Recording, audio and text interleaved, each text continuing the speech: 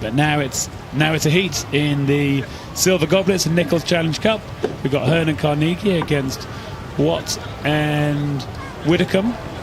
Watt and Widdicombe in front of us here are the Australians, the Australian pair here. And on the other side, we've got the crew who are an interesting combination, actually, Cambridge and Leander Club. But we've got a bit more to say about them as we get ready and get into the race.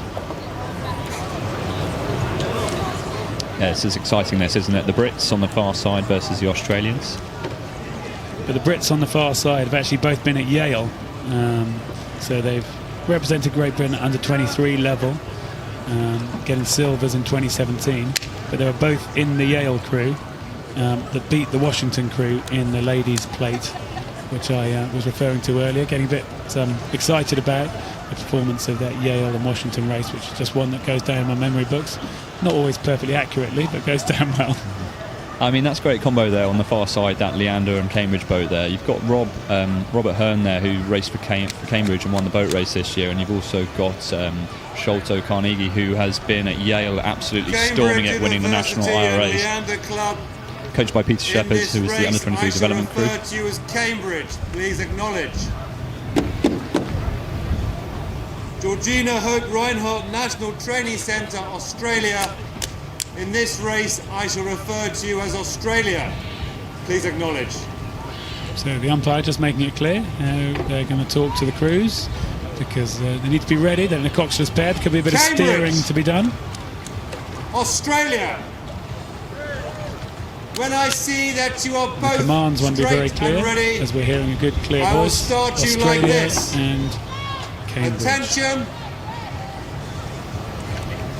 Go. Australian boat already squared and ready there, which always feels a bit wobbly left and right there in the Australian boat when you do square early in a pair. But yeah, absolutely. This isn't a 6-lane course with a shoe holding the bow in place. You've got to make sure you keep the boat square, comfortable, and that's what they're doing.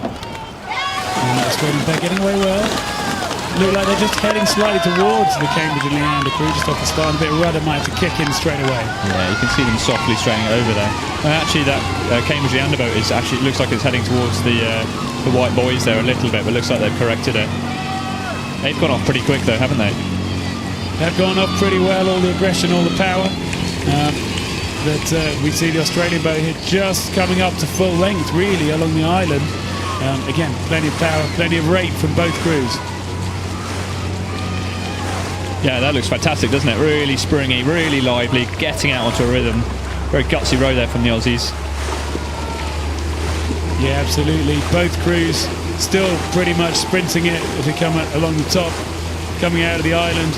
Look at the Australian pair here. These two both made their debut for Australia in 2017.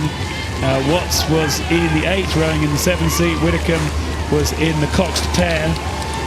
Now they're in that Australian team. We have a look here and we see that Yale crew hat on the stroke man, Carnegie. So he's got that those Yale roots, but representing Leander here. Yeah, isn't he? He's got his, he's giving a little bit of a nod there, a bit of props to his Yale teammates. Good row there from the Australians there. They have been shuffling around the boat classes a little bit. I appreciate Watts was racing in the single as a spare man out in Linz, finishing 14th. So they have shuffled around a little bit. So yeah, there they are, that close-up of Watts and Widdicombe there. Well, that's right. The Australian team have gone for it with the 8, so they moved the people around, put their strongest athletes into the 8, and saw them have a good time today, taking on the British 8 and beating them here in the Grand. And look at the boat now riding through those waves as it just gets bumpy around the barrier area. Yeah, that was quite a good close-up shot there when you could see bang on the boat just here. Yeah, you can just see how it's saucing up and down, can't you? Yeah, the water's just moving along the hull of the boat. You can just see that they're not. It's not the calmest and smoothest conditions, but no let-up really here from the Cambridge and Leander crew in terms of they're keeping going right at it. They don't want to let the Australian pair creep away. And these two guys in the Leander-Cambridge pair there, they've had an impressive season with their respective clubs, so obviously trying to bolt it together and produce a performance here in the pair. Australia just getting warm there on the left-hand side of the screen and moved a bit too close to the right-hand side and reverting back over. And this is one of those bits where in a pair, actually, if you zigzag quite a bit, it can take quite a lot of speed off the boat. And actually, you know, this is probably where if you're in that sort of Cambridge Leander crew, you'll be saying, right, let's make the most while they're sort of correcting and trying to get on form. Well, absolutely. The course is 2,112 metres long. That's quite long enough. You don't want to start putting in any other turns and twists and making it go further than you need to. Oh, they've really gone quite a way over there, haven't they? So they are struggling a little bit with the steering there to match it. And actually, this is the beautiful thing in small boats as well. You can be down a length or two and actually turn it around pretty quickly, Greg, as you well know. Yeah, absolutely. And it's Richard Phelps, the umpire. He's had the flag out. He's pushed the Australian crew back onto their station. Interesting now, actually, we see the Cambridge and Leander crew almost being sucked in and following them over, aren't they? Yeah, it's easily done. You've got used to that distance between the boats and you almost accidentally just sort of follow them over a little bit. Both crews really here look like they're having to make corrections in the steering. You see the line of water, the line coming off the stern, and see that boat on the left making a big correction now to get back to their station. It gets clear water, or clean water, to row it. And you can just see in that Australian boat on the right hand side, now centre picture, they've just got a slightly easier rhythm that's just making lighter work of that the wash and slight natural bounce of the river there, whereas I think in that Cambridge Leander crew just a little bit more, just struggling a little bit there with the bounce. And this is where I think the Aussies have just started to creep out a little bit more distance here, and they're just getting that clear water, as you can see, between the two yellow boats there, the Australians on the right and the Cambridge Leander, the Brits, on the left. Well, it's something I look for, because you see it when the Australian crews paddle, the sort of time and relaxation at the finish, and then when they're paddling it looks extreme. When they're racing now it just looks really quiet, but the blades just pop out at the finish and the boat just seems to kind of carry on moving, and they just look like they're getting a little bit more out of the boat and out of each and every stroke. Do, don't they? That strokeman's got a very relaxed finish. So when you see from a slightly different angle there, you can see at the finish there, his hands just sit a little bit longer in his lap, whereas the bowman in that Australian boat a little bit quicker out with the hands. It's quite nice, that sort of feeling where the strokeman in the pair can really nail the front end of the stroke, and the bowman really focuses on the finish to try and get the most out of it, because you're rowing on different sides of the boat there, and you're in different positions up the length of the boat, so you get slightly different leverage. So you're trying to want to make sure the peak power coincides with each other on either side of the boat.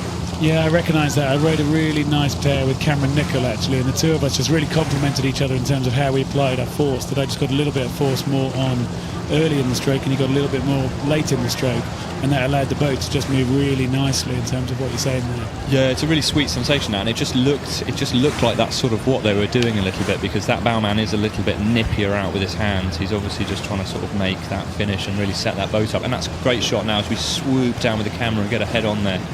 And I guess what we're talking about here is the fact that the bowman gets a little bit more leverage, so can actually pull the boat off the station, as we're seeing the boat pulled off the station, and now Richard Phelps asked him to go back. The stroke man gets less leverage, he gets less turning motion on the bow as they go over those balloons on the course. Over the balloon, so thankfully they haven't caused any sort of disturbance there to the rhythm, but it's it's one of those things, if you clocked it with the spoon it wouldn't be great. You'd be sort of a bit unsettled by that, particularly in a pair where it's only you on one side of the boat doing all the balance. Yeah, absolutely, and these are just all the hazards that go with racing on a river. And just having a look there, you're pointing out they're getting quite close to the booms there, aren't they? Yeah, they were a little bit. The overhead shot maybe a little bit deceptive, but yeah, I think they've been struggling a little bit with finding the centre point of the course there. And I think once you're off, it's very easy to just sort of have a little gentle zigzag all the way down the course after that, because you're never really sure where the middle is again. Yeah, that's right. Well, we're coming down towards the lines, probably about 20 strokes to go. If this pair from Cambridge and Leander are going to make a move, they're really got to make it now.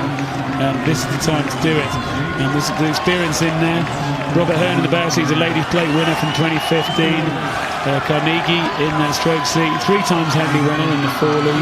The Prince of Wales, and of course that ladies' plate race that I spoke to when he was at Yale. The Brits have really jacked it up there. They're trying everything, and rightly so, because they're a couple of lengths down. You really want to be closing that gap and giving it the best you can. Good luck to them there. Really going, almost too much so. They're losing the grip on the water there. A couple of strokes there in the British boat, but the Aussies are just taking it into there to the finish line. Well, the Aussies put a little sprint in there towards the line, didn't they? Again, the boat seems to come off its station and go towards the middle a little bit. I'm pretty sure umpire Richard Phelps will be happy. We'll see confirmation of that win in the Goblets for Watson Widdicombe over Hurn and Carnegie.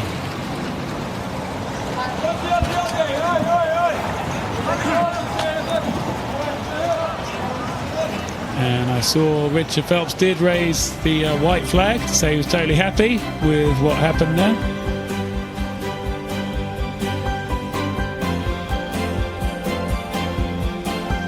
Good, strong rhythm there from the Aussies. Looking good.